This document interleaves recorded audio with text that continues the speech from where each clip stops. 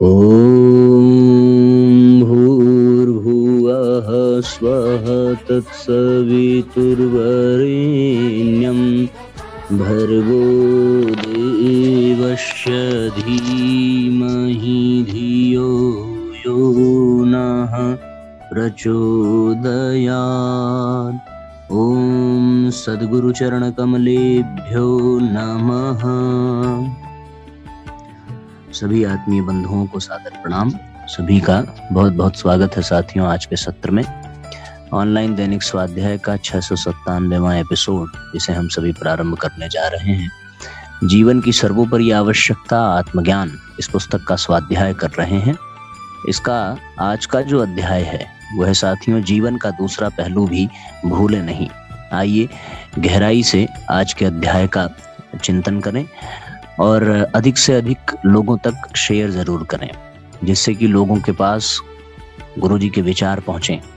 ये ऐसे क्रांतिकारी विचार हैं, ये ऐसे शब्दों का समुच्चय है जिसमें परम पूज्य गुरुदेव की तप की शक्ति से अनुप्राणित किया गया है।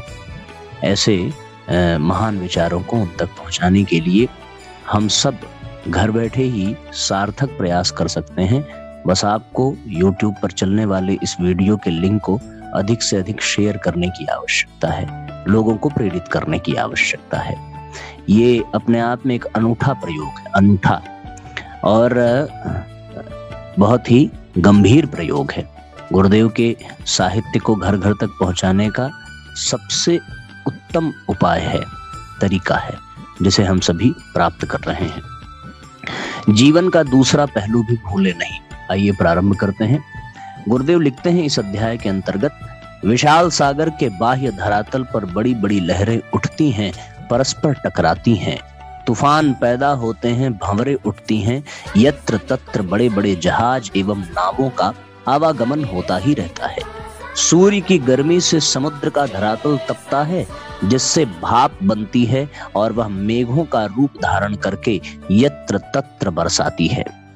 इस तरह सागर के धरातल पर अनेक क्रियाएं, हलचलें होती रहती हैं। यहाँ सृजन, विनाश, उत्थान, पतन की अनेक विचित्रताएं देखने को मिलती हैं, किंतु उसी सागर के गहन अंतराल में स्थिति सर्वदा भिन्न होती है। न वहां कोई लहर होती है, न कोई तूफान, न किसी तरह का संघर्षपूर्ण कोलाहल, उत्पात, शोरगुल, भयंकरता वहां नाम मात्र की भी नहीं रहती। शांति, नीरवता, गंभीरता, स्तब्धता का साम्राज्य होता है। वहां गोता लगाने वाले उस रहस्य को जानते हैं, अपने बाह्य पटल पर होने वाले क्रिया व्यवहार से सर्वथा मुक्त होता है सागर का अंतराल। मानव जीवन के भी इसी तरीके से दो पहलू हैं, एक बाह्य, दूसरा आंतरिक। एक प्रकट स्थूल और दूसरा सूक्ष्म। एक परिवर्तनशील, क्षणभंगुर, नाशवान, तो दूसरा अजर, अमर, अविनाशी। लोक और लौकिकता की विभिन्न प्रवृत्तियों की प्रेरणा से जीवन का बाह्य स्वरूप बनता है। अनेक दिशाओं, अनेक कार्यों में व्यस्त मनुष्य तरह तरह के संघर्ष, उतार चढ़ाव, सृजन, विनाश, उत्थान, पतन की पगडंडी पर नित्य निरंतर ही चलता रहता है। वह धनोपार्जन करता है, जायदाद, मकान आदि बनाता है, उच्च पद, प्रतिष्ठा, शिक्षा, समृद्धि, प्रसिद्धि के लिए अनेक व्यापार व्यवसाय करता है। हानि से बैर विरोध करता है, तो लाभ पहुंचाने वालों से प्रेम करता।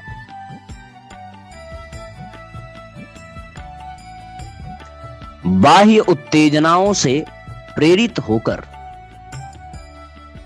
मनुष्य सदैव अच्छे बुरे आचरण कार्य करता ही रहता है।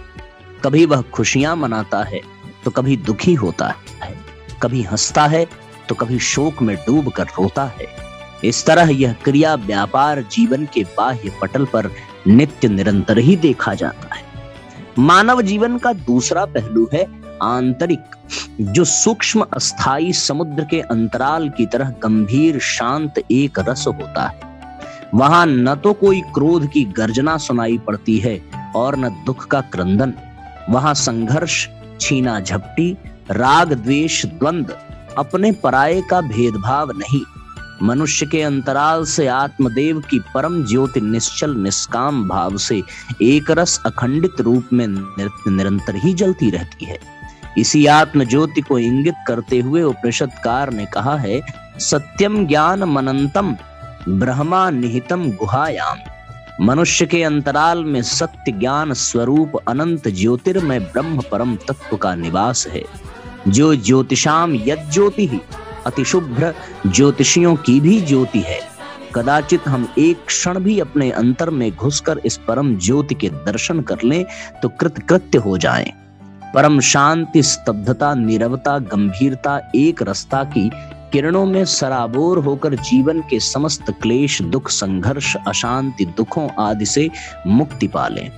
ठीक उसी तरह जैसे सागर के अंतर में डुबकी लगाने पर एक नई दुनिया में प्रवेश मिलता है, जहां पर्याप्त शांति, नीरवता विराजमान होती है, बाह्य जगत का कोलाहल नहीं होता, वहां पर हमारे जीवन की समस्त विकृतियों, दुख, द्वंद्वों, ताप, पाप, रोग, शोक, भय, क्लेश, अशांति आदि का मुख्य कारण यह है कि हम संसार और इसके पदार्थों तथा जीवन के बाह्य पटल को ही महत्व देते हैं, उसे ही एकमात्र सत्य मानते हैं और लौकिकता की विचित्रताओं, कृत्रिमताओं, यहाँ की घटनाओं को जीवन मान बैठते हैं।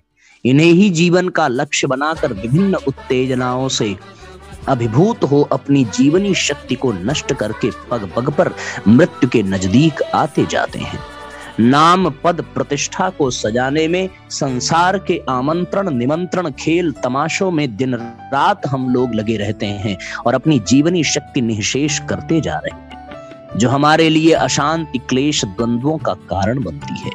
मनुष्य को यह सुविधा प्राप्त है कि वह बाह्य संसार की तरह ही अपने अंतः प्रदेश की भी यात्रा कर सकता है, किंतु इस सुविधा का गलत लाभ उठाकर अंतर के निकेतन में बाह्य जगत जो अस्थायी परिवर्तनशील क्षण भंगुर है, उसे संग्रह करने में नहीं चूकता।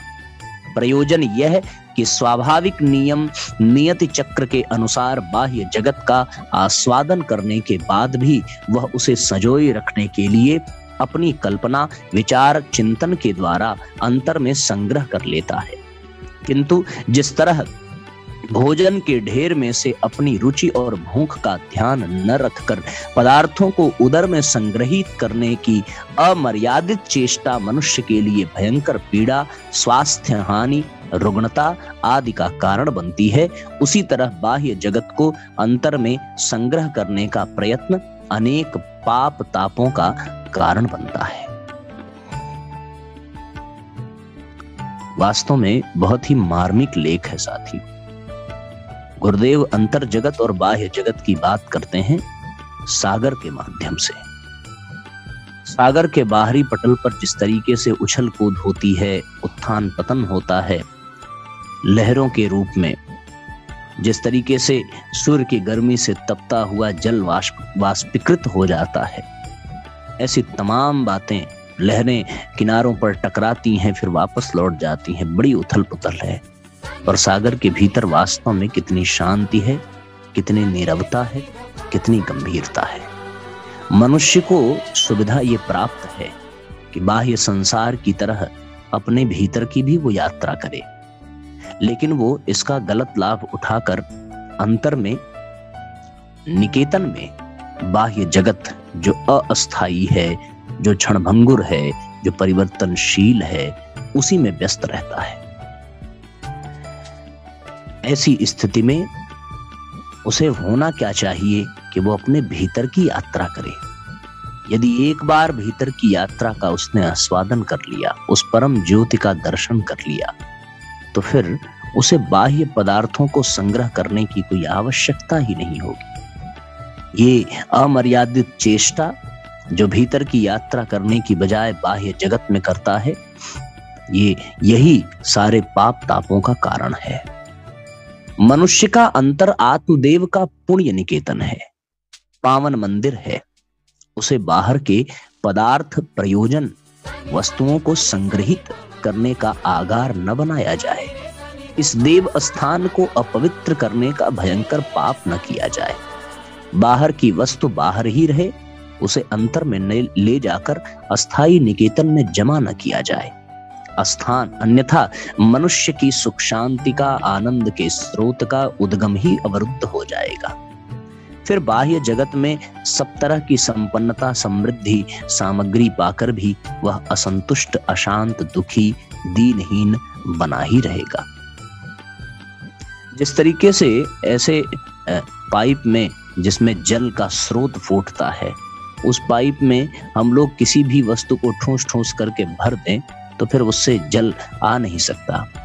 उसी तरीके से अंतर का जो आनंद है, अंतर का जो स्रोत है, अंतर का जो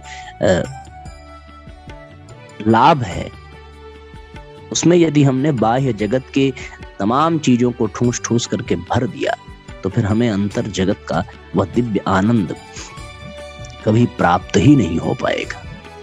जीवन की एक अनिवार्य और महत्वपूर्ण साधना है अपने अंतर का ज्ञान होना, आंतरिक और बाह्य जीवन का विभाग अलग बनाए रखना, दोनों को एक न होने देना। इसका इतना अभ्यास कर लेना आवश्यक है कि हम जब चाहें तब संसार के बाह्य कोलाहल, आवागमन, संघर्ष, हलचल के बीच भी अपने अंतराल में डुबकी लगा सकें। अंतर के किले में बैठकर पूर्ण सुरक्षा, शांति का अनुभव कर सके। जिस तरह नारियल का फल अपनी बाह्य सतह पर समस्त संसार के वातावरण, हलचलों से संपर्क बनाए रखता है, किंतु अंतराकाश में वह बाह्य जगत से सर्वथा मुक्त, शांत, गंभीर, स्थिर, नित्यावकाश धारण किए रहता है। जन्म प्राप्त करने के अनंतर संसार के नाम, रूप, रंग, सज धज वस्तु पदार्थों का संसर्ग, यहाँ के कार्यकलापों, हलचलों का संपर्क हमारे जीवन के बाह्य पटल से रहे। संसार के सुख दुख, हानि लाभ, जरा मरण, यश अपयश अब क्षण भंगुर हैं। इन्हें महत्व न देकर अपने अंतर में आत्मदेव की अजर अमर अविनाशी ज्योति का दर्शन सदैव करते रहे। इस तरह आत्मस्थ होने पर कोई समस्या, कोई उलझन, कोई रोग, कोई शोक शेष नहीं रहेगा, क्योंकि नित्य के समक्ष अनित्य का कोई महत्व नहीं रहता। अभ्यास द्वारा इस सत्य को जीवन का एक अंग बना लेने पर मनुष्य संसार में रहते हुए भी जीवन मुक्त ही हो जाता है। बड़ी महत्वपूर्ण बात यहाँ पर साथियों, ये अध्याय बहुत ही गंभीर और बहुत ही मार्मिक अर्थ समेटे हुए है अपने भीतर। हम सब लोगों को इसे गहराई से समझना चाहिए। छोटे छोटे अध्याय ही हैं इसमें, पर सब अपने आप में एक एक अध्याय एक एक मणिमाणिक्य के समान है। समुद्र के तलहटी में गोता लगाने वाला जो गोताखोर होता है, उसी को ये मणिमाणिक्य प्राप्त होते हैं। सीप के मोती किनारे पर नहीं मिलते, सीप के मोती तो समुद्र की गहराई में मिलते हैं। वो उसे ही मिलते हैं जो साहस करता है भीतर उतरने का। उसी तरीके से साथियों, ये एक एक अध्याय के रूप में जो मणिमाणिक्य हमें इतनी सहजता से प्राप्त हो रहा है, इसका पूर्ण लाभ लेने के लिए हमें भी इन अध्यायों में और इन विचारों में और इन शब्दों की गहराई में उतरने की आवश्यकता है। तब ये जो अपने भीतर अर्थ समेटे हुए हैं, वो सीप के मोती के तरीके से हमें प्राप्त होंगे। तो आज के इस सत्र को यहीं पे विराम देंगे, क्योंकि अगला अध्याय प्रारंभ करेंगे तो फिर वो समय अधिक लगेगा। आजकल आप सबको जानकारी है ही, हमारे वाराणसी में बहुत बहुत बड़ा कार्यक्रम चल रहा है, उसमें बहुत व्यस्तता है। फिर भी आप सबका क्रम न टूटे और हमारा भी क्रम न टूटे स्वाध्याय का। तो स्वांतः सुखाय के लिए भी और आप सबके लिए कुछ गुरुतर दायित्व के कारण भी ये क्रम न टूटे और ये अखंड अनुष्ठान बना रहे। इसलिए 20 मिनट का ही सही, 15 मिनट का ही सही, 10 मिनट का ही सही, ये क्रम आप लोगों को मिलता रहेगा और जीवन पर्यंत मिलेगा। उसी क्रम में आज का ये सत्र आपके सामने उपस्थित है, समर्पित है आप सबको। इसको खूब गहराई से सुने, खूब शेयर करें, खूब लोगों को प्रेरित करें सुनने के लिए। बस इन्हीं बातों के साथ, यद्यपि हम लोग साथियों प्रतिदिन 20 मिनट ही स्वाध्याय करते हैं, इससे अधिक नहीं करते, है ना। अगर आप गहराई से चिंतन करेंगे तो स्वाध्याय 20 मिनट का ही होता है। बाकी जो 10-12 मिनट के होते हैं, शुरुआत के 5-7 मिनट तक भूमिका और शेयर करने की प्रक्रिया चलती है। अंत में लाइव चैट में आप सबके अभिवादन और आप सबके मैसेजेस पढ़े जाते हैं। तो 10 से 12 मिनट इसी में जाता है। शुद्ध स्वाध्याय केवल 20 मिनट ही होता है, और वही हो भी रहा है इस समय, क्योंकि लाइव में बातें हो जाती हैं, पर रिकॉर्डेड वीडियो जब प्रीमियर पर लगाया जाता है तो उसमें आपके स्वाध्याय के अवधि में कोई कमी नहीं होती, वो आपको पूरा मिल रहा है। ठीक है ना? तो चलिए गायत्री मंत्र पढ़ें, आज के सत्र को विराम दें। ओम भूर्भुवः स्वः तत्सवितुर्वरेण्यं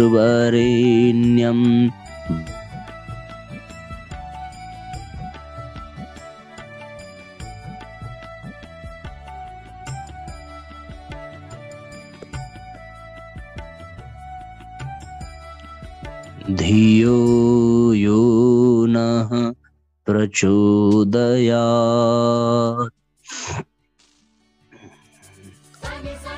सभी साथियों को सादर प्रणाम, सभी को बहुत बहुत धन्यवाद, सबको नमस्कार, आप सबको बहुत बहुत प्रणाम। चलिए आज के सत्र को विराम देते हैं, कल हम लोग फिर से मिलेंगे। धन्यवाद, नमस्कार।